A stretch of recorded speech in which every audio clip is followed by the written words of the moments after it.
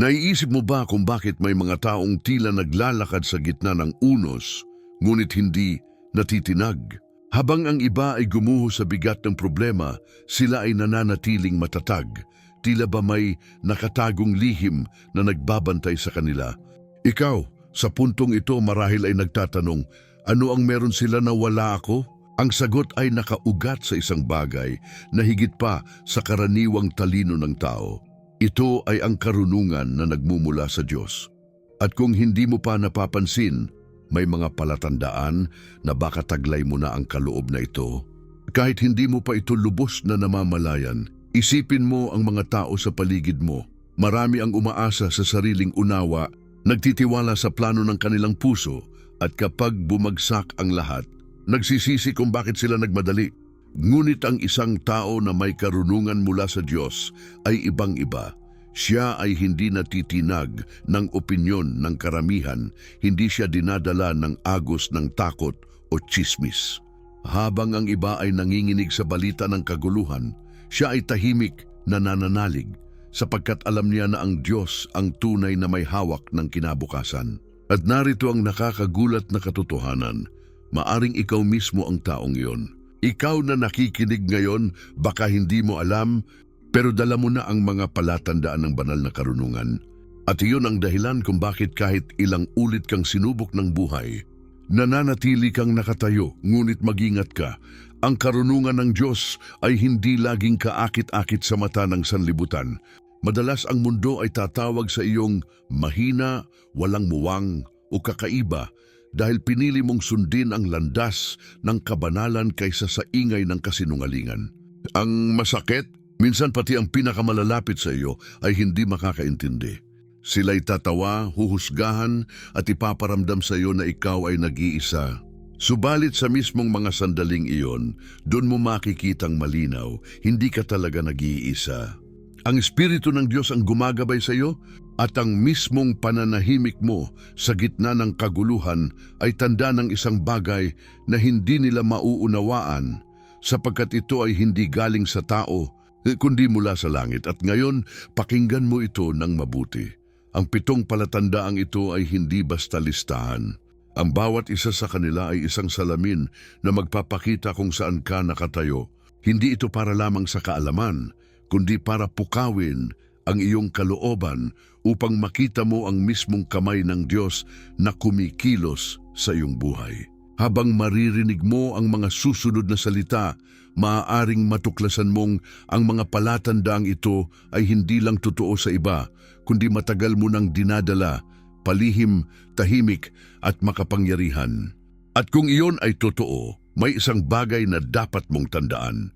Hindi ka tinawag ng Diyos para manatiling tagatanggap lamang, kundi upang maging ilaw na magpapatunay sa mundo na ang kanyang karunungan ay buhay, totoo at hindi kailanman nagkukulang. Kaya maghanda ka, sapagkat sa mga susunod na sandali, mauunawaan mong ang karunungan ng Diyos ay hindi simpleng konsepto, kundi apoy na nagsusunog ng mga tanikala ng takot at kamangmangan. At kung may alinlangan kang nasa iyo ito, hayaang ang katotohanan ay bumagsak na parang martilyo.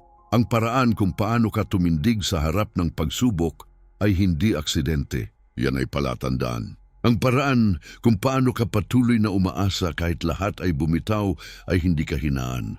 Iyan ay lakas. At ang paraan kung paano ka nakaririnig ng tinig ng Diyos sa gitna ng katahimikan ay patunay ng isang bagay na ang mundo ay hindi kailanman makakabili, ang karunungan na galing sa Kanya. Nang ang Panginoon ay maging iyong pastol, wala kang kakailanganin. Ito ang isa sa pinakapamilyar na pangungusap mula sa Salmo 23 at marahil ilang ulit mo na itong narinig. Ngunit napansin mo ba ang bigat ng pangakong iyon? Hindi ito simpleng pananalita ng isang makata. Ito ay pahayag ng katiyakan. Isinulat ni Haring David sa panahong ang kanyang buhay ay puno ng panganib at kawalan ng katiwasayan. Siya ay tumakas mula sa mga kaaway, nagtago sa mga kuweba at halos mawala ng pag-asa. Gayunman, sa gitna ng lahat ng iyon, kanyang isinulat, "Ang Panginoon ang aking pastol, hindi ako magkukulang. Hindi ba't nakagugulat na sa gitna ng gutom at takot, ang kanyang deklarasyon ay hindi reklamo, kundi pagtitiwala? Ngayon, isipin mo kung paano iyon umalingaw-ngaw sa mga Israelita na nakasama niya. Ang mga tao'y sanay sa kawalan, sanay sa paghabol ng mga kaaway, sanay na mawalan ng tahanan. Ngunit sa kanilang pandinig, ang salitang iyon ay higit pa sa kaaliwan. Ito'y parang ilaw na gumabay sa kanila sa gitna ng dilim. Kung kaya't hanggang ngayon, libu-libong taon ang lumipas, nananatili itong buhay. Sapagkat hindi ito simpleng tula, ito'y pangako ng Diyos mismo. Ang Diyos na hindi kailanman nagsisinungaling, ang Diyos na nagbigay ng mana sa disyerto, ang Diyos na nagpatigil ng dagat upang mailigtas ang kanyang bayan.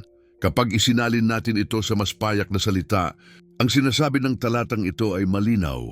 Kung ang Diyos ang nangunguna sa iyo, hindi ka mawawalan ng sapat. Walang kondisyon na kailangan mong maging perpekto muna o magkaroon ng kayamanang higit sa lahat. Ang tanging hinihingi ay pagtitiwala, at dito makikita ang pagkakaiba ng karunungan ng Diyos at karunungan ng tao.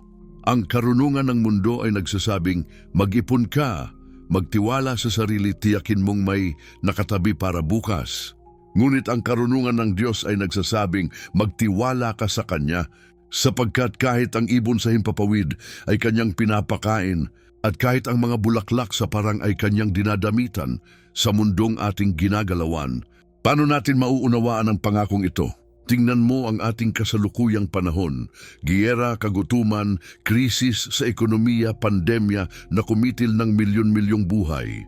Ilang pamilya ang nawalan ng hanap buhay, ilang bata ang natulog ng walang pagkain. At baka isa ka sa mga nakaranas niyan, nagtatanong kung saan kukuha ng susunod na pagkain, kung paano babayaran ng utang, kung kailan matatapos ang gabi ng iyong pagluha.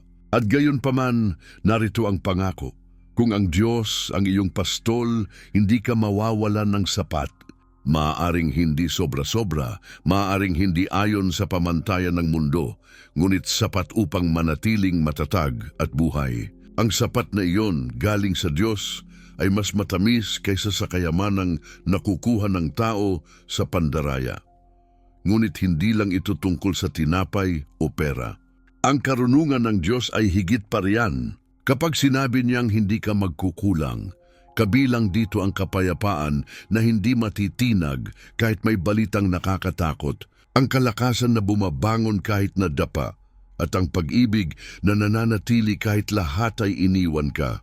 Hindi ba't yun mismo ang iyong hinahanap? Hindi lang ang pera, kundi ang katiyakang may umaalalay sa iyo kahit sa kalalim-laliman ng gabi? At ang mismong katiyakang iyon ay ipinangako ng Diyos. Kaya't kapag pinaniniwalaan mo ang Salmo 23, hindi lang ito kasabihan na nakasulat sa Biblia. Ito'y mismong tinig ng Diyos na humahaplos sa iyong puso. Anak, hindi kita pababayaan. At narito ang mahalagang bahagi. Ang pangakong ito ay hindi naglaho sa paglipas ng panahon. Hindi ito nakatali lamang sa panahon ni David. Hanggang ngayon, ito'y buhay at umiiral sapagkat ang Diyos na nagbigay ng pangako ay hindi nagbabago. Ang Diyos ng kahapon ay siya ring Diyos ngayon at bukas. Kaya't kung paano niya pinrotektahan si David mula sa sibat ni Saul, siya rin ang may kakayahang protektahan ka mula sa mga sibat ng kahirapan, ng takot, ng kawalan ng pag-asa. At kapag isinapuso mo ito, doon mo makikita ang kabuuang bigat ng kanyang salita. Hindi ka magkukulang, subalit hindi nagtatapos dito. Dahil kapag sinimulan mong ilapat ito sa iyong araw-araw na buhay, doon magsisimula ang tunay na pagbabago.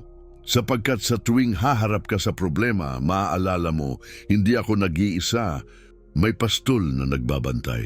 At sa bawat takot na pilit na bumabalot sa iyong isipan, maririnig mong muli, hindi ka mawawalan sapagkat ako ang nagbibigay. At dito magsisimula ang mas malalim na paglalakbay sapagkat kapag nauunawaan mong ang pangakong ito ay buhay, malalaman mong may susunod pang lihim na dapat tuklasin. Dahil kapag ipinatupad mo ito sa iyong ngayon, mayroong mas malalim na katotohanan na naghihintay na magpabago sa iyo. Kapag iniisip mo ang mga pangako ng Diyos, baka may tanong kang sumisiksik sa puso mo. Paano naman ito tutugma sa hirap na nararanasan ko ngayon? At totoo, ang buhay na ating ginagalawan ay puno ng kaguluhan at bigat na tila walang katapusan. Ang balita ay puno ng digmaan, lindol at karahasan. Ang mga presyo ng bilihin ay pataas ng pataas at maraming tahanan ang nalulugmok sa utang. Ilang magulang ang natutulog ng may mabigat na dibdib. Iniisip kung paano bubusugin ang kanilang mga anak kinabukasan. Ilang kabataan ang nakaupo sa dilim ng kwarto, pinapasa ng bigat ng depresyon at kawalan ng pag-asa. At marahil, ikaw mismo ay nasa isa sa mga sitwasyong ito, nagtatanong kung may saysay pa ba ang mga salitang nakasulat sa matandang aklat na tinatawag na Biblia. Ngunit pakinggan mo ito, ang parehong Diyos na nangako kay David na hindi siya magkukulang ay ang parehong Diyos na nakatingin sa iyo ngayon. Huwag kanilang mga problema noon ay iba ang mukha ngunit kapareho ng ugat, takot, kawalan, pangamba. Ang mga Israelita ay naglakad sa tigang na disyerto, gutom, uhaw at walang katiyakan kung saan hahantong. At ikaw ngayon ay naglalakad din sa sariling uri ng disyerto, disyerto ng kawalan ng trabaho, disyerto ng karamdaman, disyerto ng pamilyang halos gumuho. Kaya't huwag mong isipin na malayo ang karanasan nila sa karanasan mo, sapagkat ang parehong Diyos na kumilos noon ay siya ring handang kumilos ngayon. Kapag sinabi ng Salmo 23, "Ang Panginoon ay aking pastol, hindi ako magkukulang," ito'y hindi lamang pang-aliw. Ito'y isang paalala na sa gitna ng kaguluhan, mayroong pastol na gumagabay sa iyo. Tingnan mo ang mga ina na nag-aalala kung paano makakabayad ng renta. Tingnan mo ang mga manggagawang biglang nawalan ng trabaho. Sa mata ng sanlibutan, sila'y talunan, ngunit sa mata ng Diyos, sila'y mga tupa na hindi niya pababayaan. At ikaw, sa gitna ng iyong sariling bagyo, ay may parehong katiyakan, hindi ka nag-iisa at hindi ka basta-basta pababayaan ng Diyos. Isipin mo, ilang gabi na bang ginugol mo sa pag-aalala? Ilang beses mong inikot-ikot ang sarili mong mga plano, ngunit sa dulo, lalo ka lamang napagod. Ngunit ang karunungan ng Diyos ay kakaiba. Sinasabi niya, magpahinga ka, ilagay mo sa akin ang iyong tiwala at ako ang bahala. Hindi ba't ito ang mismong kailangan mo?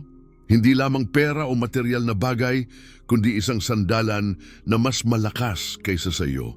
Sapagkat kahit gaano ka kaingat, may mga bagay na wala sa iyong kamay, ang kalusugan, ang kinabukasan, ang mga taong iniibig mo. At doon pumapasok ang pangako ng Diyos upang ipaalala na kung wala ka ng hawak, siya mismo ang hahawak.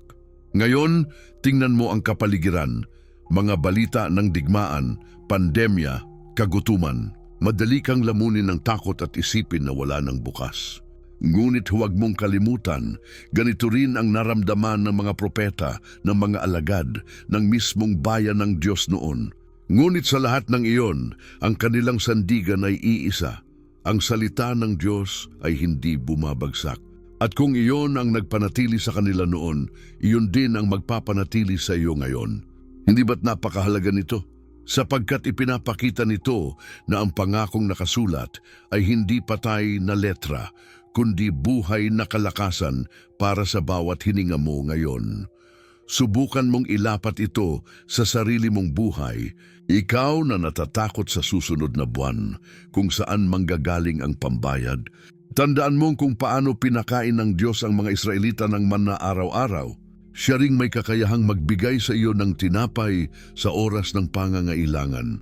Ikaw na nagdadalamhati sa karamdaman, alalahanin mong kung paanong pinagaling ni Jesus ang mga bulag, mga pilay at mga ketongin. Siya rin ay handang magdala ng kagalingan sa iyong katawan o kaluluwa. Ikaw na naguguluhan sa kinabukasan, isipin mong kung paanong pinrotektahan ng Diyos ang mga disipulo sa gitna ng bagyo. Siya rin ang may kapangyarihang patahimikin ang mga alon na bumabangga sa iyong puso. At narito ang katotohanan na hindi mo maaaring palampasin. Ang pangakong ito ay hindi lamang kolektibo para sa bayan ng Israel noon. Ito ay personal para sa iyo ngayon. Kapag sinabi ng Diyos, hindi ka magkukulang, siya ay direktang nakatingin sa iyong mga mata, inaabot ang iyong kamay at binubulong, ikaw anak ay hindi ko pababayaan. Kaya't sa bawat araw na tila walang kasiguraduhan, kumapit ka sa pangakong iyon. Sapagkat iyon ang magiging kalasag mo laban sa takot, at iyon ang magiging apoy na magpapatuloy sa iyong pag-asa. Ngunit hindi pa diyan nagtatapos. Sapagkat kapag ang salita ng Diyos ay isinabuhay, hindi lamang ito nagbibigay ng kaaliwan, kundi ng panibagong lakas. At ang susunod na yugto ng paglalakbay ay ipapakita kung paano ang mga pangako ng Diyos ay hindi lamang salita, kundi naranasan at napatunayan ng libu-libong tao noon at ngayon. Kung kaya't manatili ka, sapagkat may mga kwento na magpapatunay na ang kanyang salita ay totoo at maaaring mangyari rin sa iyo. May mga sandali sa buhay ng tao na tila wala nang natitirang pag-asa. Isang ina ang nagising isang araw at natuklasang wala na siyang pambili ng gatas para sa kanyang sanggol. Ang asawa niya ay nawalan ng trabaho at lahat ng pinaghirapan nila ay parang nawala sa isang iglap. Sa luha at takot napaluhod siya at umiyak sa Diyos. Panginoon, hindi ko alam kung paano ko mapapakain ang aking anak. Kinabukasan, kumatok ang isang kapitbahay na matagal na niyang hindi nakikita, dala ang 2 supot ng pagkain. Walang nakakaalam sa kanyang pag-iyak, ngunit narinig iyon ng Diyos. At sa simpleng pagbukas ng pinto, nakita niyang ang pangako ng Salmo 23 ay totoo. Hindi siya iniwan, hindi siya pinabayaan. Isang matandang lalaki naman ang nagdusa ng matinding karamdaman. Ang mga doktor ay halos sumuko na at ang kanyang pamilya ay naghanda na para sa pinakamasakit na balita. Ngunit gabi-gabi, siya'y nananalangin, inuulit-ulit ang pangakong ang Panginoon ang aking pastol. At sa mga gabing iyon, kahit hindi agad dumating ang lunas, dumating ang kapayapaan. Isang kapayapaang hindi maipaliwanag ng gamot o ng ospital. Hanggang isang araw, lumakas ang kanyang katawan at ang mga doktor mismo ang nagulat na gumaling siya ng higit sa kanilang inaasahan. Sino ang may gawa nito? Hindi ang medisina lamang, kundi ang Diyos na tapat sa kanyang salita. Ngunit hindi lang sa ating panahon, totoo ang mga himala ng Diyos. Balikan mo si Elias sa disyerto. Nang siya'y halos mamatay sa gutom, dinalhan siya ng mga uwak ng tinapay at karne. Isipin mong mabuti.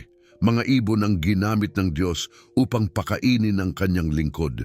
At kung nagawa niya iyon para kay Elias, bakit hindi niya magagawa iyon para sa iyo? Kapag tila wala ka ng mapagkukunan, tandaan mong ang langit ay hindi kailanman nauubusan ng paraan. Narito pa ang kwento ng isang dalagang nawalan ng trabaho. Araw-araw, naglalakad siya upang maghanap ng mapapasukan, ngunit laging sarado ang mga pintuan. Dumating ang punto na halos mawalan na siya ng pag-asa.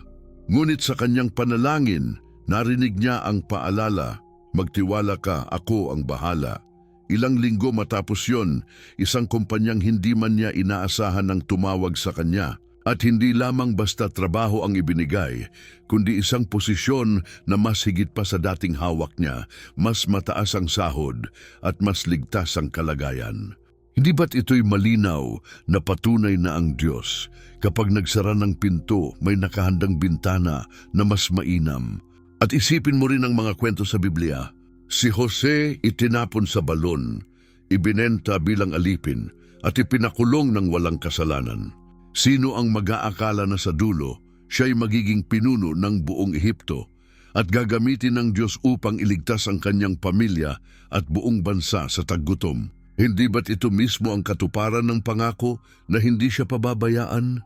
Kung kaya't sa tuwing tila ba pinagtataksilan ka ng buhay, tandaan mong baka dinadala ka lamang ng Diyos sa mas mataas na plano. Mayroon ding mga tao ngayon na nakaranas ng muling pagbuhay ng kanilang pag-asa. Isang kabataang babae ang biktima ng depression, halos sumuko na sa buhay. Ngunit isang gabi, habang nag-iisa, nabasa niya ang Salmo 23 at narinig ang tinig na nagsasabing, hindi ka nag-iisa. Sa mismong sandaling iyon, naramdaman niyang may ilaw na pumasok sa kanyang puso at dahan-dahan siyang lumaban muli. Ngayon siya'y buhay na patutuo na ang Diyos ay nagbibigay ng lakas kahit sa pinakamadilim na oras ng kaluluwa. Sa lahat ng ito, isang katotohanan ang lumilitaw. Ang Diyos ang laging bida ng bawat tagumpay. Hindi ito dahil sa galing ng tao, hindi dahil sa pagkakataon, kundi dahil ang kanyang salita ay matibay at hindi nababali. Ang bawat himala, bawat paggaling, bawat pinto na nabuksan ay tanda ng kanyang katapatan. At kung sila ay nakaranas ng ganong kabutihan, ikaw man ay maaaring makaranas din. Sapagkat ang pangakong ibinigay niya noon ay buhay pa rin ngayon, ngunit huwag mong isipin na ang mga kwentong ito ay tapos na. Sapagkat sa mga susunod na bahagi, makikita natin na ang pangakong ito ay nakaugat hindi lamang sa mga pangyayari ng tao, kundi sa mismong plano ng Diyos para sa buong sangkatauhan. Ang mga testimonya at patutuo ay mga piraso lamang ng mas malaking larawan. Ang larawan ng isang Diyos na nagsasalita sa pamamagitan ng propesya, gumagalaw sa kasaysayan at naghahanda ng hinaharap para sa kanyang bayan. At kung paano siya kumilos noon at kumikilos ngayon, mas lalo nating mauunawaan na ang kanyang pangako ay may kinalaman hindi lang sa pansariling buhay, kundi sa mismong direksyon ng mundo. Kapag inisip natin ang pangakong ang Panginoon ang aking pastol, hindi ako magkukulang, madaling makita ito bilang personal na kaaliwan. Ngunit kung titigan mo ng mas malalim, mapapansin mong ang pangakong ito ay hindi lamang para sa isang tao, kundi bahagi ng mas malawak na plano ng Diyos na inihabi sa buong kasaysayan. Ang mga salitang ito ay hindi nakahiwalay. Sila'y nakaugnay sa mga propesyang nagbigay ng direksyon, hindi lang sa buhay ni David, kundi sa buong Israel at hanggang ngayon ay umaabot sa atin. Ito ang tinig ng Diyos na hindi lamang tumutugon sa mga individual na pangangailangan, kundi naghahayag ng plano niyang sumasaklaw sa lahat ng panahon. Tingnan mo ang aklat ni Isaias.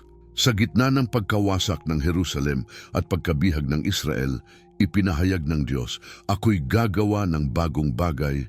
Ngayon ay lalabas na. Hindi ba ninyo malalaman? Ang pangakong yon ng bagong simula ay kaayon ng sinulat ni David.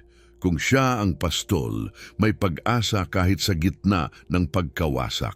At sa aklat ni Jeremias, nang halos mawalan ng pag-asa ang bayan dahil sa matinding pagkabihag, ipinaalala ng Diyos, sapagkat alam ko ang mga plano ko para sa inyo, mga planong magdudulot ng ikabubuti at hindi ng kasamaan, upang bigyan kayo ng kinabukasan at pag-asa. Ang parehong ugat ng pangakong ito ay iisa. Ang Diyos ay gumagabay, naglalaan, at nagbubukas ng landas kahit hindi mo nakikita ang buong larawan. At kung babalikan ang kasaysayan, makikita mo kung paanong tinupad ng Diyos ang kanyang mga salita. Noong ang Israel ay dinala sa pagkabihag sa Babylonia, akala ng lahat tapos na ang kanilang kwento. Ngunit ayon sa propesiya, makakabalik sila sa lupang ipinangako at iyon ay natupad. Noong ang Mesyas ay ipinangako sa aklat ni Isaias, dandaang taon ang lumipas bago ito natupad kay Jesus. Ngunit nang dumating ang kanyang panahon, walang makapigil. Ipinapakita nito na ang pangako ng Diyos ay hindi kailanman natatali sa oras ng tao. Sa halip, ito'y sumusunod sa takdang panahon na kanyang itinakda at sa tamang sandali, ito'y laging nagiging totoo. Ngayon, paano ito konektado sa ating panahon? Tingnan mo ang mga digmaan, ang krisis sa klima, ang kahirapan at pagguho ng lipunan. Maraming tao ang nagtataka, nasaan ang Diyos sa lahat ng ito? Ngunit kung titigan mong mabuti, makikita mong ang lahat ng nangyayari ay hindi lingid sa kanyang kaalaman. Sa aklat ng Apokalipsis, ipinakita na darating ang mga unos. Tigamid silt at yung taguluhan, ngunit sa lahat ng iyon, may pangakong nakatindig. Ang kordero ay mananagumpay at ang kanyang bayan ay hindi pababayaan. Kung gayon, ang mga salitang hindi ako magkukulang ay hindi lamang tungkol sa pagkain o pera, kundi katiyakan na sa huling yugto ng kasaysayan, Ang kanyang mga anak ay nasa ilalim ng kanyang proteksyon at kung minsan ay nagtataka ka kung may halaga ba ang iyong maliit na buhay sa gitna ng napakalaking plano ng Diyos, isipin mo ito. Kung kaya niyang pamahalaan ang kapalaran ng mga bansa, gaano pa kaya ang iyong sariling kapalaran? Kung ang mga propesiya tungkol sa Israel ay natupad sa eksaktong panahon, hindi ba't mas lalo niyang tutuparin ang kanyang salita sa iyo? Ang parehong kamay na gumalaw sa kasaysayan ng mundo ay siyang kamay na gumagabay sa iyong araw-araw. At dito mo makikita ang misteryo. Ang malaking plano ng Diyos para sa mga henerasyon ay may direktang kaugnayan sa iyong simpleng buhay ngayon. Narito ang isang bagay na dapat mong tandaan. Kapag sinabi ng Diyos na may plano siya, hindi ibig sabihin na magiging madali ang lahat. Ang Israel ay dumaan sa pagkabihag bago sila muling naibalik. Ang mga propeta ay dumaan sa pag-uusig bago sila makita bilang tagapagdala ng katotohanan. Ngunit sa lahat ng iyon ang pangako ay nanatili at natupad. Kaya't kung ngayon ay nararamdaman mong tila walang direksyon ng buhay mo, baka nasa gitna ka lamang ng proseso. Baka nasa pagitan ka ng pagkabihag at kalayaan ng dilim at umaga. At sa mga oras na iyon, mahalagang kumapit sa kanyang salita, hindi ka magkukulang. Kapag pinag-uusapan ng propesya, hindi ito para takutin ka, kundi para ipaalala na ang Diyos ay may plano mula simula hanggang wakas.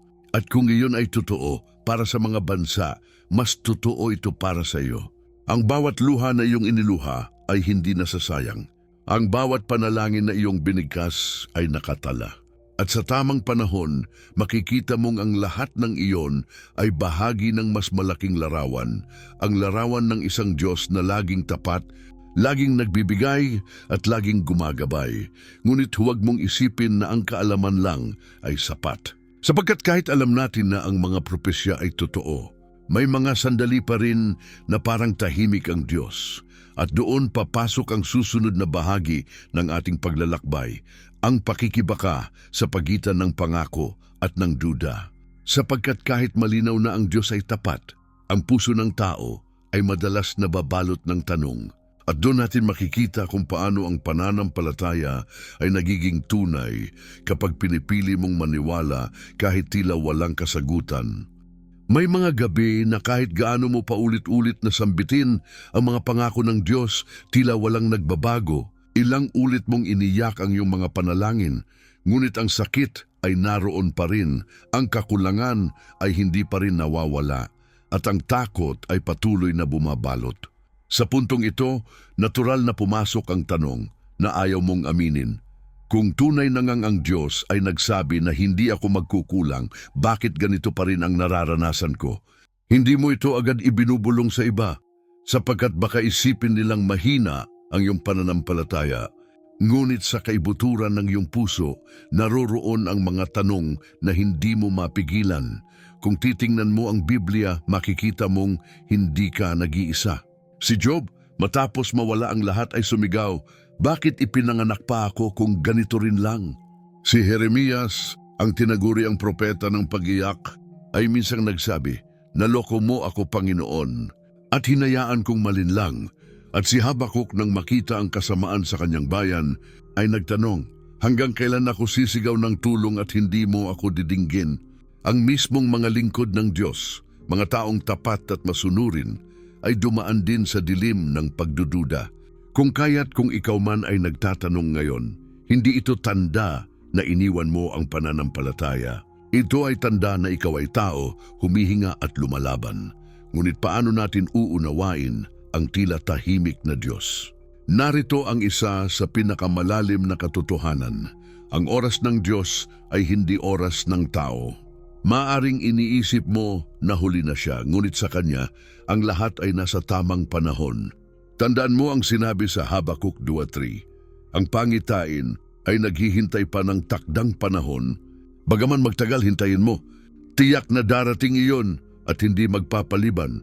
Ang bawat pangako ay may sariling takdang araw ng katuparan. Ang problema, tayo ay nakatali sa kalendaryo ng mundo, ngunit siya ay gumagalaw ayon sa kalendaryo ng langit. Isipin mo si Abraham. Nangako ang Diyos na magkakaanak siya, ngunit tumanda na siya at si Sarah halos imposibleng magdalang tao. Ilang taon silang naghintay at sa bawat taon na lumilipas, lalo lamang nagiging imposibleng mangyari ang pangako. Ngunit nang dumating ang oras ng Diyos, ipinanganak si Isaac at napatunayang ang Diyos ay hindi kailanman nagsisinungaling. Ganon din si Jose, na naginip siya ng dakilang plano, ngunit bago iyon natupad, siya ay ibinenta, inalipin at ipinakulong. Sino ang mag-aakalang ang batang halos nakalimutan sa bilangguan ay magiging pinuno ng Ehipto? Sa lahat ng ito, makikita mong ang tagal ng paghihintay ay hindi pagkakait, kundi paghahanda. Ngunit totoo rin ito, mahirap maghintay. Mahirap magtiwala kapag wala kang nakikitang pagbabago. Kaya't sa halip na itanggi ang bigat ng iyong damdamin, dapat mong aminin ito sa Diyos.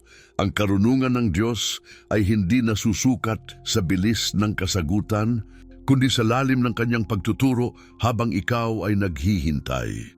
Kapag pinipili mong magtiwala kahit walang kasagutan, dun lumalalim ang iyong ugat sa pananampalataya. At dito ipinapakita ng Diyos na ang kanyang pangako ay higit pa sa iyong kagustuhan. Ito ay tungkol sa kanyang layunin na hindi mo pa nakikita. Isang bagay ang dapat mong tandaan.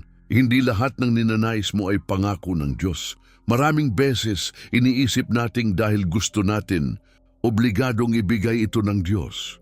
Ngunit ang tunay na pangako ay yaong malinaw na nagmumula sa kanyang salita. At kapag iyon ang pinanghawakan mo, maaari kang maging tiyak na ito'y matutupad. Ang Salmo 23 ay malinaw, hindi ka magkukulang. Hindi nito sinabing magkakaroon ka ng lahat ng luho o makakamtan ng bawat bagay na minimithi mo. Ngunit tiyak nitong sasapat ang lahat ng iyong kailangan upang manatili sa kanyang plano.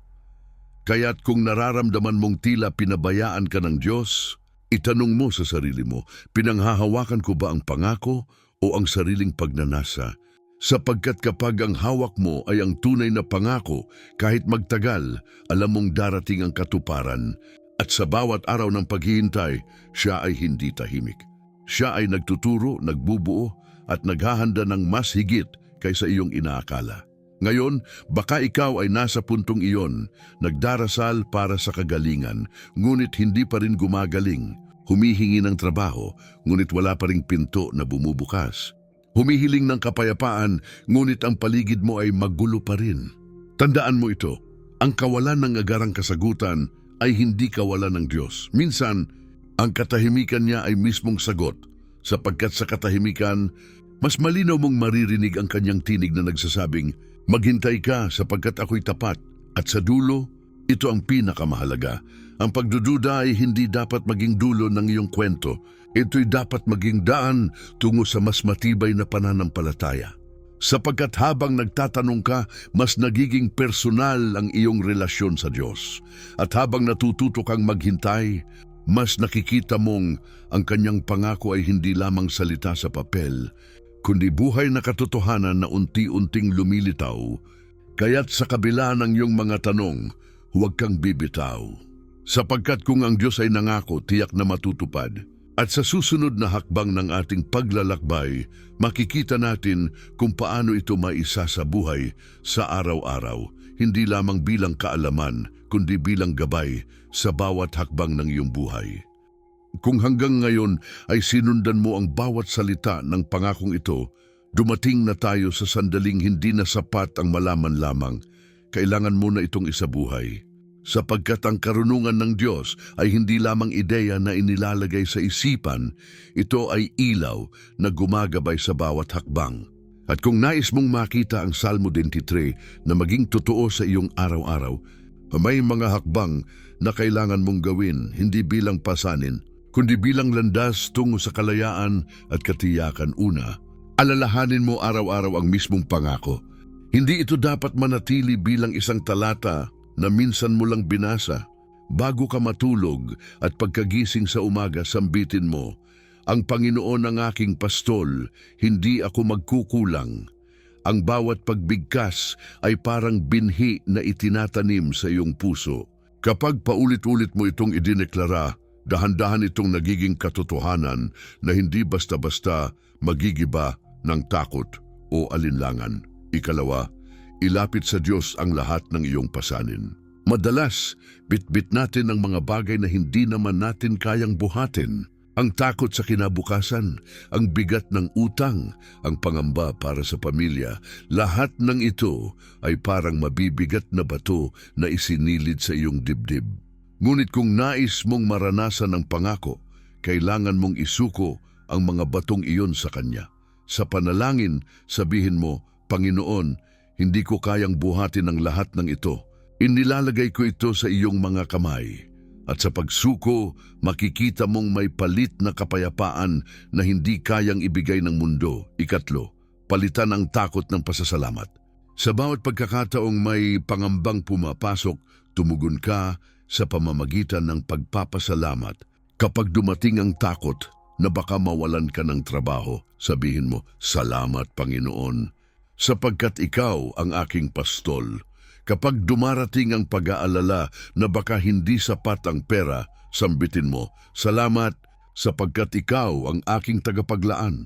Ang pasasalamat ay sandatang sumisira sa mga tanikala ng takot, at sa tuwing ginagawa mo ito, pinapakita mong mas pinipili mong magtiwala kaysa matakot. Ika-apat, gumawa ng praktikal na hakbang sa pananampalataya. Ang pagtitiwala ay hindi pagiging tamad o paghihintay lamang.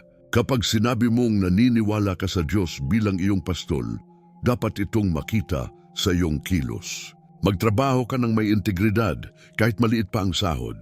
Magbigay ka kahit kakaunti lang ang hawak mo, sapagkat naniniwala kang ang nagbibigay ay hindi kailanman nauubusan. Magpatawad ka kahit mahirap, dahil naniniwala kang ang Diyos na gumagabay sa iyo ay siya ring magbibigay ng hustisya. Ang bawat kilos na ito ay patunay na ang pangako ay buhay sa iyong araw-araw. Ikalima, maglaan ng oras upang manahimik at makinig. Paano mo malalaman ang tinig ng pastol kung hindi ka naglalaan ng oras upang marinig siya? Sa dami ng ingay ng mundo, balita, social media, problema sa paligid, madali mong makalimutang pakinggan ang tinig ng Diyos. Ngunit kapag naglaan ka ng ilang minuto bawat araw upang manalangin, magbasa ng Kanyang salita at manahimik, maririnig mong muli ang paalala, hindi kita pababayaan. Ang mga salitang ito na madalas nating nalilimutan ay nagiging lakas na bumubuhay sa iyong kaluluwa. Ika-anim, ibahagi mo ang pangako. Hindi sapat na ikaw lamang ang makinabang. Ang tunay na pananampalataya ay umaapaw. Kapag may kaibigang naguguluhan, ipaalala mo ang Salmo 23. Kapag may kapamilya na halos sumuko, iparinig mo ang pangakong ito. Kapag may kapwa na nawalan ng pag-asa, ikwento mo kung paano ka pinatibay ng Diyos. Sa ganitong paraan, hindi lamang ikaw ang pinapalakas, kundi nagiging instrumento ka upang ipasa ang liwanag ng Kanyang salita. Huwag mong isipin na mahirap gawin ang lahat ng ito. Nangangailangan ito ng disiplina at puso, ngunit tandaan mong hindi ikaw ang gumagawa nito sa sarili mong lakas. Ang Espiritu ng Diyos ang tutulong sa iyo. Siya ang magpapaalala sa iyo kapag nakakalimot ka, siya ang magbibigay ng tapang kapag natatakot ka, at siya ang magbibigay ng lakas kapag nanlalamig ka. At ngayong alam mo na ang hakbang na ito, tanungin ang iyong sarili, handa ka bang subukan ito ngayon? Sapagkat ang pangako ay hindi para bukas lamang. Ito ay para sa sandaling ito. Isipin mo kung ano ang mangyayari kung sa loob ng 7 araw, araw-araw mong ideklara, ipamuhay at isuko sa Diyos ang pangakong ito. Ano ang pagbabago na makikita mo sa iyong isipan, sa iyong puso at sa iyong paligid? Ang sagot ay hindi mo malalaman kung hindi mo ito susubukan, kaya't ngayon piliin mong kumilos. Piliin mong manalig at ipamuhay ang pangakong ito, sapagkat sa bawat hakbang na gagawin mo, mararamdaman mong hindi ka naglalakad ng mag-isa. At sa bawat pasya mong kumapit sa salita ng Diyos, makikita mong ang Kanyang pangako ay hindi lamang para basahin, kundi para maranasan. Ito ang unang hakbang sa tunay na buhay na pinupuno ng Kanyang karunungan at katiyakan. At mula rito bubukas ang mas malalim na panawagan, isang panawagang hindi lamang para sa iyo, kundi para sa lahat na handang tumugon sa tinig ng Diyos. Ngayon ay dumating na ang sandali na hindi ka lamang tagapakinig, kundi kalahok. Hindi sapat na alam mo ang pangako, hindi sapat na nauunawaan mo ang konteksto, at hindi sapat na nakinig ka sa mga patotoo. Ito ang oras ng pagtugon. Ang Panginoon ay hindi lamang nagbukas ng pinto ng kaalaman, binubuksan niya ngayon ang pinto ng iyong puso. Kaya't sa mismong sandaling ito, ikaw ay tinatawag na kumilos sa pananampalataya. Ikaw na nakarinig ng pangakong, ang Panginoon ang iyong pastol. Hindi ka magkukulang. Ngayon ay dapat magpasya. Tatanggapin mo ba ito bilang katotohanan sa iyong buhay o hahayaang manatili itong salita lamang? Ang Diyos ay kumakatok at habang libu-libo ang nakikinig sa parehong mensahe ngayon, may pagkakataong maging bahagi ka ng iisang tinig na sumisigaw, "Oo Panginoon, naniniwala ako, hindi ka nag-iisa." May mga ina na ngayon ay nagdarasal kasama mo, may mga kabataan na sabay na nagsusumamo, may mga pamilya na sabay-sabay na inaangkin ang pangakong ito. At sa pagtutugma ng inyong mga tinig, bumubuo kayo ng isang koro na umaalingaw-ngaw sa langit. Isara mo sandali ang iyong mga mata. Ilagay ang iyong kamay sa iyong dibdib. Huminga ng malalim at bitawan ang bigat na matagal mo nang pasan. At sa katahimikan ng iyong isipan, ulitin mo, "Panginoon, tinatanggap ko ang iyong pangako. Hindi ako magkukulang." Sa bawat pagbigkas, isipin mong may mga tanikala ng takot na nababasag, may mga pader ng pangamba na bumabagsak, at may ilaw ng kapayapaan na pumapasok sa iyong kaluluwa. Ito ang oras na hindi mo dapat ipagpaliban, sapagkat ang bukas ay hindi tiyak, ngunit ang sandaling ito ay hawak mo ngayon. Ngayon, isipin mo ang bagay na pinakanagdudulot ng bigat sa iyo. Maaring ito'y utang na hindi mo alam kung paano babayaran. Maaring ito'y karamdaman na matagal mo nang pinapasan. Maaring ito'y sugat sa puso na dulot ng pagtanggi o pagkakanulo. Ano man yon, ilagay mo sa harapan ng Diyos ngayon. Sabihin mo sa Kanya, "Panginoon, ito ang sakit na nagpapahina sa akin. Ito ang takot na bumabalot sa akin. Ito ang pasaning hindi ko na kayang dalhin. Inilalagay ko ito sa iyo." At sa pagsuko na iyon, mararanasan mong ang bigat na nagpapahirap sa iyo ay unti-unting gumagaan, ngunit hindi dito nagtatapos. Sapagkat ikaw ay tinatawag hindi lamang para sa sariling benepisyo, kundi upang maging ilaw para sa iba. Ang pagtanggap mo ngayon ay nagiging patotoo na magbibigay lakas sa iba. Kaya't gawin mong hayag ang iyong pananampalataya, huwag mong itago. Iparinig mo sa mundo na ikaw ay kumakapit sa pangako ng Diyos.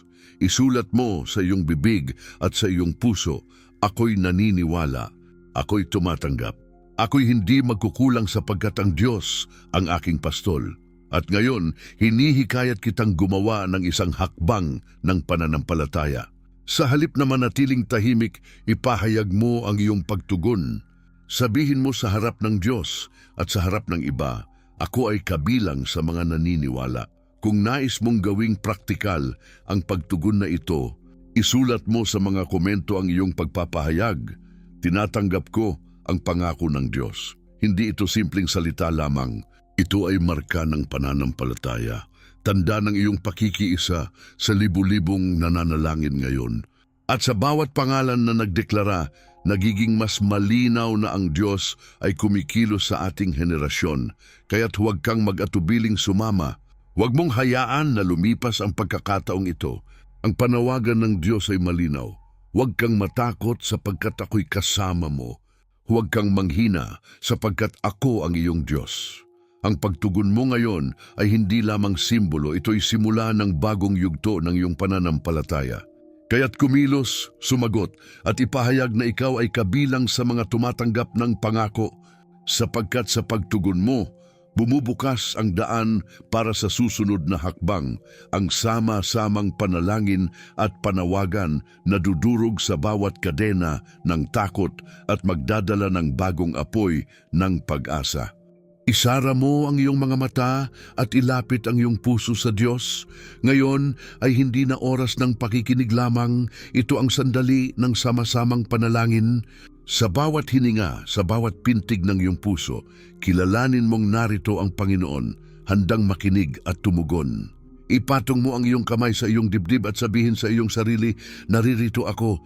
Panginoon, nakikinig at nagtitiwala. Ama naming Diyos na nasa langit, lumalapit kami ngayon ng may buong paggalang at pananampalataya. Sa harap ng iyong trono, ipinahahayag namin ang pangakong iyong ibinigay. Ang Panginoon ang aking pastol, hindi ako magkukulang. Iyan ang salita na aming pinanghahawakan. Iyan ang katotohanang bumubuhay sa aming kaluluwa. Kaya't sa sandaling ito, kami nagkakaisa sa panalangin, nananampalataya na ikaw ay tapat at walang kasinungalingan. Panginoon, nakikita mo ang bawat tahanan na nakikinig ngayon.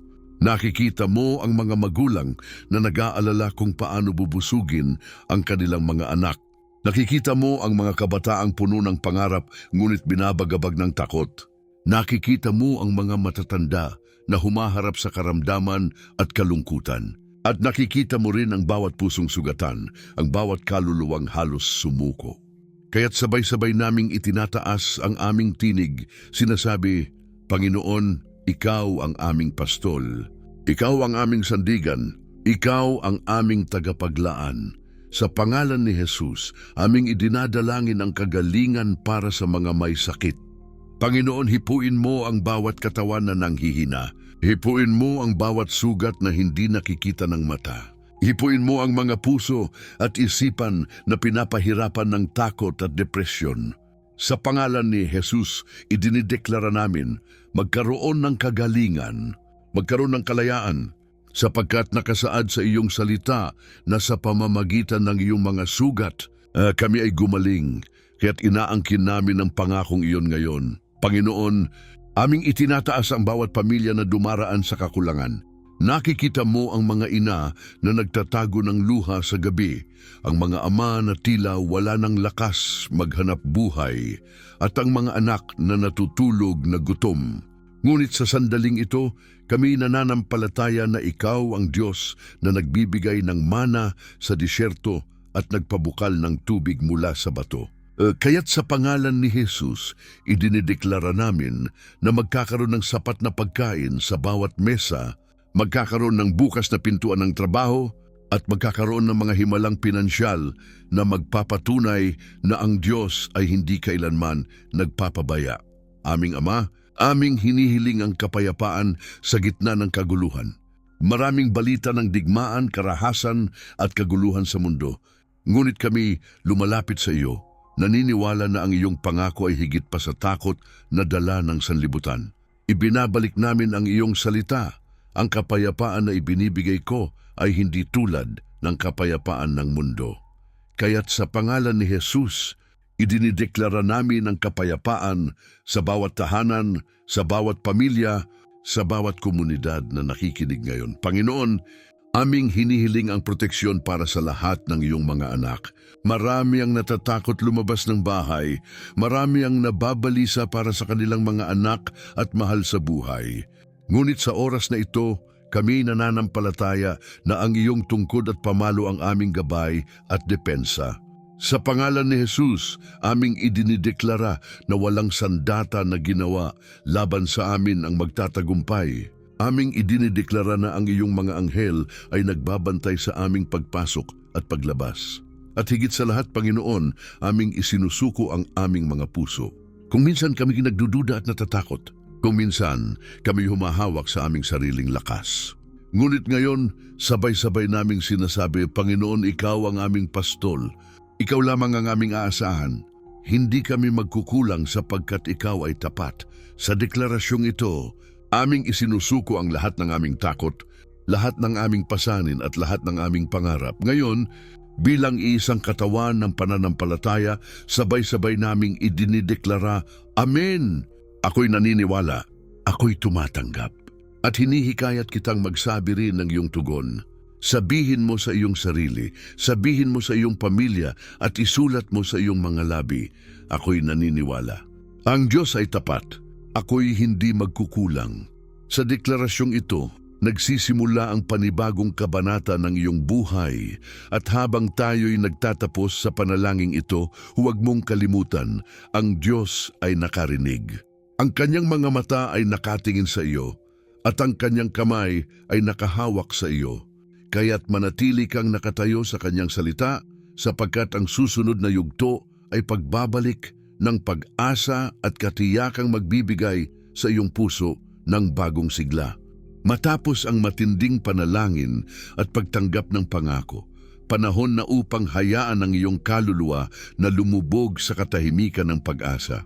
Sapagkat sa bawat bagyo na iyong dinaanan, sa bawat luha na pumatak at sa bawat gabi na walang kasiguraduhan, may isang katotohanang hindi nagbabago.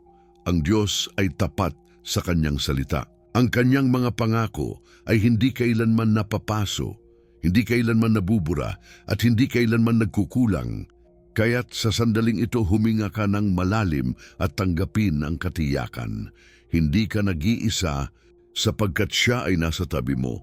Tandaan mo ang sinabi sa Isaiah 41:10, huwag kang matakot sapagkat ako'y kasama mo. Huwag kang manghina sapagkat ako ang iyong Diyos. Palalakasin kita, tutulungan kita at aalalayan kita ng aking matuwid na kamay. Hindi ba't ito ang mismong pangako na kailangan mong marinig ngayon? Kapag iniisip mong hindi mo na kaya, tandaan mong may kamay na umaalalay sa iyo. Kapag ang mundo ay tila bumibitaw, siya ay hindi kailanman bibitaw. Isipin mo ang salita sa Jeremias 29:11, sapagkat alam ko ang mga plano ko para sa inyo, mga planong ikabubuti ninyo at hindi ikasasama, mga planong magbibigay sa inyo ng kinabukasan at pag-asa. Kung minsan, mahirap paniwalaan ito kapag nakikita mong tila magulo ang lahat. Ngunit ang salita ng Diyos ay nagsisiguro, ang hinaharap ay hindi hawak ng mundo, hawak ito ng Diyos. At kung siya ang may hawak, may katiyakang darating ang mabuting bukas. At alalahanin mo ang 2 Korinto 1:20, sapagkat ang lahat ng mga pangako ng Diyos ay natutupad sa pamamagitan ni Kristo. Kaya't sa pamamagitan niya sinasabi nating oo para sa kaluwalhatian ng Diyos. Ang bawat pangakong binigkas mo kanina ay may sagot na nakaugnay kay Kristo. Kaya't kapag sinabi mong, "O Panginoon, naniniwala ako hindi ito hungkag na tugon," ito ay bahagi ng katuparan na lumalakad sa iyong buhay. Ngayon, hayaang pumasok sa iyong isipan ang imahe ng isang tahanan na puno ng kapayapaan. Isipin mong ang iyong mga anak ay natutulog ng payapa sapagkat alam mong may Diyos na nagbabantay. Isipin mong ang iyong hapagkainan ay hindi lamang puno ng pagkain, kundi puno ng pasasalamat. Isipin mong ang iyong puso ay hindi naalipin ng takot, kundi malaya sa katiyakang ang Diyos ay tapat. Ito ang larawan na nais niyang makita mo, sapagkat ito ang bunga ng kanyang pangako. Kaya't huwag mong hayaang nakawin ng takot ang pag-asang ito. Huwag mong hayaang pawiin ng pangamba ang kapayapaan na ipinagkakaloob ng Diyos, sapagkat ang tunay na lakas ay hindi nakikita sa dami ng iyong hawak, kundi sa lalim ng iyong pagtitiwala. At sa oras na ito, ikaw ay tinatawag na manatili sa tiwala, kahit hindi mo pa nakikita ang buong sagot. Kapatid, huwag mong kalimutan, kung ang Diyos ay naging tapat sa mga nauna sa atin, magiging tapat siya sa iyo ngayon. Kung ang kanyang pangako ay tinupad sa mga propeta, mga hari at mga alagad, tutuparin niya rin ito sa iyong buhay. Ang tanging hinihiling niya ay manatili kang matatag, magpatuloy sa pananampalataya at huwag bibitaw. Kaya't sa pagtatapos ng bahaging ito, gawin mong panata ang mga salitang ito. Ako'y magtitiwala. Ako'y maghihintay. Ako'y kakapit sa pangako ng Diyos. Sa bawat araw na darating, gawin mong paalala na hindi ka naglalakad mag-isa. Sapagkat may isang pastol na gumagabay, may isang Diyos na tapat, at may isang Panginoon na kailanman ay hindi ka iiwan. At sa katahimikan ng iyong puso ngayon, hayaang tumimo ang mensaheng ito. Ang mga pangako ng Diyos ay ang matibay na lupa sa ilalim ng iyong mga paa. Kapag ang mundo ay yumanig, hindi ka matitinag. Kapag ang unos ay dumating, hindi ka malulunod. sapagkat ang Diyos ay hindi kailanman nagbabago at ang kanyang salita ay tiyak na magaganap. Ngayong natapos na natin ang paglalakbay sa pangakong ang Panginoon ang aking pastol, hindi ako magkukulang, panahon na upang dalhin sa iyong puso ang buod ng lahat ng iyong narinig. Mula sa simula hanggang ngayon, malinaw na ipinakita ng Diyos na ang kanyang salita ay hindi lamang para sa nakaraan, kundi para rin sa iyo sa mismong sandaling ito. Ang pangakong iyon ay nagsasabing, sa gitna ng kaguluhan ng mundo, sa gitna ng kakulangan at takot, may katiyakan kang hindi ka iiwan, hindi ka pababayaan, at hindi ka magkukulang. Kapatid, tandaan mo ang Diyos ay tapat. Ang kanyang salita ay walang kapantay. Kung paano niya pinrotektahan si David, kung paano niya tinulungan ang Israel, kung paano niya pinagaling ang mga sugatang puso sa nakaraan, gayon din siya kikilos sa iyong buhay. Hindi ito katang-isip o kwento lamang. Ito ay katotohanang patuloy na nararanasan ng mga handang manalig. Kaya't sa oras na ito, palakasin mo ang iyong loob. Kahit na anong unos ang dumating, mayroon kang batong matibay na masasandigan, ang Diyos mismo. At bago ka umalis sa mensaheng ito, nais kong iwan sa iyo ang isang hamon. Huwag mong hayaang manatili lamang sa pandinig ang pangako ng Diyos. Dalhin mo ito sa iyong araw-araw. Isabuhay mo ito sa iyong mga salita, sa iyong mga kilos at sa iyong mga panalangin. Kapag natatakot ka, sambitin mo, ang Panginoon ang aking pastol. Kapag kinakapos ka, ipahayag mo, hindi ako magkukulang. At kapag nawawalan ka ng pag-asa, ipaalala mo sa sarili mo, ang Diyos ay tapat. At ngayon, hinihiling ko na huwag mong itago ang liwanag na ito sa iyong sarili. Ibahagi mo ito sa iba. Isulat mo sa mga komento ang iyong deklarasyon ng pananampalataya, ako'y naniniwala sa pangako ng Diyos. Sa simpleng pagsulat na iyon, hindi ka lamang nagpapatotoo, kundi nagiging ilaw ka rin para sa iba na nangangailangan ng paalala. Huwag mo rin kalimutang mag-subscribe sa channel na ito, pindutin ang kampana at ibahagi ang video na ito sa iyong mga mahal sa buhay. Sapagkat sa bawat pagbabahagi, isa pang kaluluwa ang maaabot ng pangako ng Diyos at higit pa rito alalahanin mong hindi ka naglalakad ng mag-isa. Mayroong komunidad dito, isang pamilya ng pananampalataya na araw-araw ay nananalangin, umasa at nagtitiwala sa Diyos. Sa pamamagitan ng channel na ito, ikaw ay kabilang sa isang mas malaking pamilya na pinagbubuklod ng pananampalataya at pag-asa. Kaya't sa tuwing babalik ka rito, isipin mong hindi ka nag-iisa. May libu-libu pang kasama mo na kumakapit sa parehong pangako. At bago ko tapusin, hayaan mong iwan ko sa iyo ang isang pangungusap na dapat mong baunin araw-araw. Ang mga pangako ng Diyos, ang matibay na lupa sa gitna ng lahat ng unos. Kapag pinanghahawakan mo ito, hindi ka matitinag sapagkat ang Diyos na nangako ay Diyos na tapat. Maghintay ka sa susunod na mensahe. Sa darating na video, may panibagong pangakong bibigyan tayo ng liwanag, isang pahayag mula sa Biblia na magbubukas ng panibagong pag-asa sa iyong puso. Kaya't manatili, sumama at hayaang araw-araw ay mapuno ng kapangyarihan ng mga salita ng Diyos.